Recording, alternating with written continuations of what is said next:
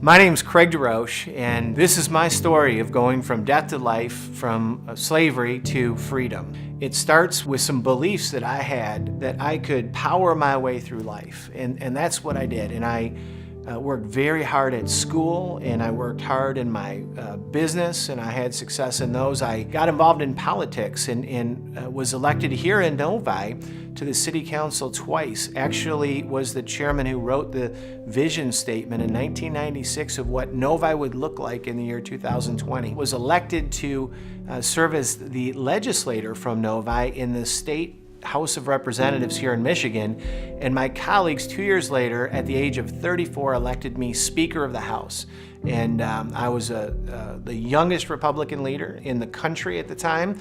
I had a lot of authority. Michigan was in a very deep recession, and what I had going at the same time of all this material success was that I had an alcohol addiction, and I had an alcohol addiction since I was a little kid. I had the alcohol addiction when I was in school, I had it when I was in college, I had it when I was running my business, and I had it when I was trying to do public service. I hurt relationships with my wife and with my kids and with other people, and eventually in 2010 I was arrested right here in Novi, as well as in another city, for crime related to my addiction.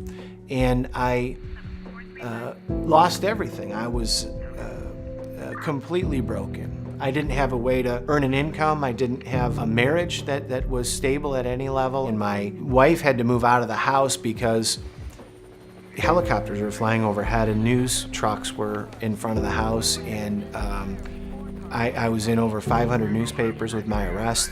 I didn't have my reputation, which was my trade for 25 years.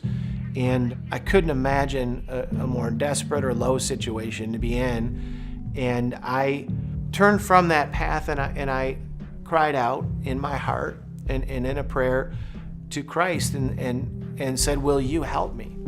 And for me, I was such a selfish and driven person. It was literally, will you help me? I've tried everything else. I needed to accept him unconditionally, and I needed to recognize the gift that Easter actually is. That it's not just a hypothetical, it's not just an intellectual gift. It's wonderful that we can prove historically that it happened, but in my heart and in my life, I know the truth is that there is a living God, and that he is the solution that I was using drugs for. I tried alcohol, I tried other things, but the solution that I needed was to accept the gift and welcome Christ into my heart for everything that I was facing. And he lifted me right there in that moment, June 29, 2010. And I was telling people about this gift that I had received a year later. And I met a man named Chuck Colson who founded Prison Fellowship. It's for people like Chuck Colson, a Watergate figure that went to prison. He was Richard Nixon's political director, became a Christian before he went to prison. And from that conversion to Christianity, God used him to reach millions and millions of souls, as Matthew 25 tells us Christ told us to do. To go into the prison as though we are talking to Christ himself.